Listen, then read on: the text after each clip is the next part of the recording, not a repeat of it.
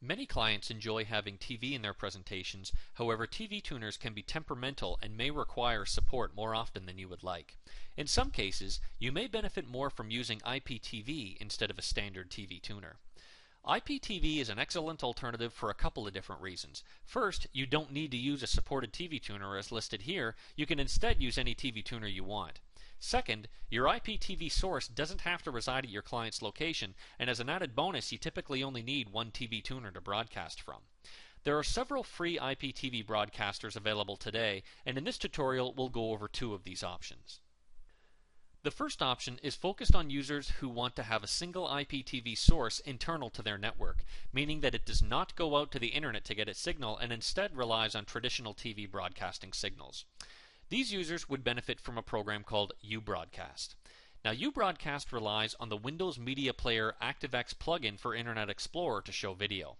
uBroadcast takes a TV signal from a TV tuner and broadcasts it via a web page that you can store on your appliance and refer to in your playlist. All the steps and text and downloads that we refer to in this video are in our Learning Center forum, which you can always access at http://learningcenter.risevision.com. The steps to getting uBroadcast working are simple. First, install and start up uBroadcast.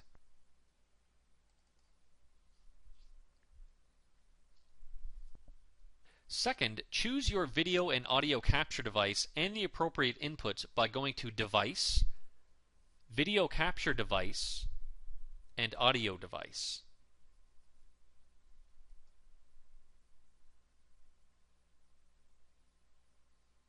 Second, set the input signal by going to Device, TV Tuner Settings, and select the appropriate input.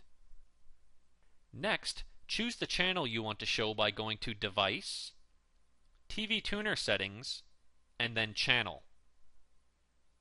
Next, choose the best streaming quality by going to Device, WM Profile, and choose the appropriate profile.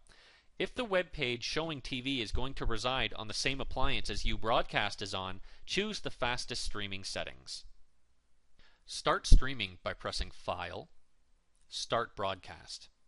uBroadcast streams on port 8080. If you would like to select a different port, you can do so by going to File, Change Server Port. You'll know that you're now broadcasting by in the bottom left-hand corner. When you are not broadcasting, the status is offline, and when you are broadcasting, the status changes to broadcasting on port 8080. Once you are streaming with uBroadcast, minimize it and open Notepad. Copy the text you see here from our Learning Center forum and save as streamingtv.html. Notice the first line in the HTML file is for width and height. You can change these values to whatever you prefer. Remember to open this HTML file on the appliance to ensure that you download and run the appropriate Windows Media Player ActiveX plugin for Internet Explorer. Now, let's add this web page to a playlist that you want to play in your presentation. In the URL, enter in the path to the streamingtv.html file that you created on the appliance in this format: file, // and then the location of the streamingtv.html file, in this example, the root of the C drive. Remember to check the Do Not Cache checkbox, as there will be audio in this page. Once you have done all of these steps, click on the Save button at the bottom. Now, when you start your presentation, you will have the TV running in that streaming HTML file from the uBroadcast source, playing in that placeholder. The second option for IPTV is more directed to users that want to watch TV over the internet. The benefit of this option is that you can have a single IPTV source that is broadcasting to hundreds of different appliances. This option is using www.vidal.com. On the appliance or PC that has your TV tuner, go to www.vidal.com, and if you have not already done so, register and log in. Once you have logged in, go to the Broadcast section of the page.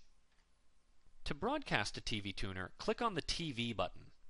A properties box with information regarding your TV source will pop up, and here you can modify the options including the audio and video source, channels, aspect ratio, and video size. Click the Next button to continue. Now, a Quality Settings dialog box will pop up. Here you can choose to go with the recommended settings or adjust the settings as necessary. Click OK to continue.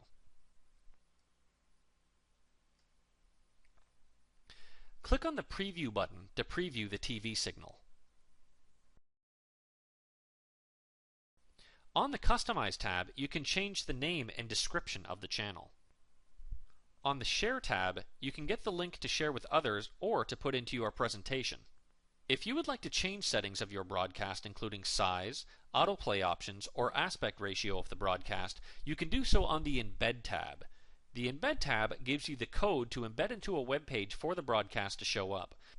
Change the settings you prefer, and copy the code into a text document and save as streamingtv.html, very similar to what was done with the uBroadcast option. This file can be stored in any location, either a web server that all displays can access or locally on the display. Once you have made all the necessary modifications, turn off the preview by clicking the Stop Preview button.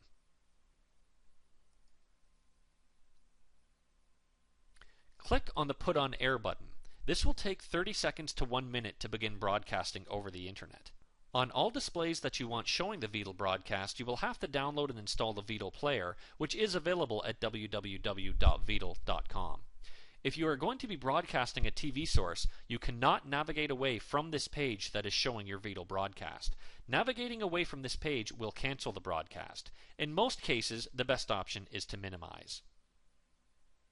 Thank you for watching this video tutorial on using IPTV.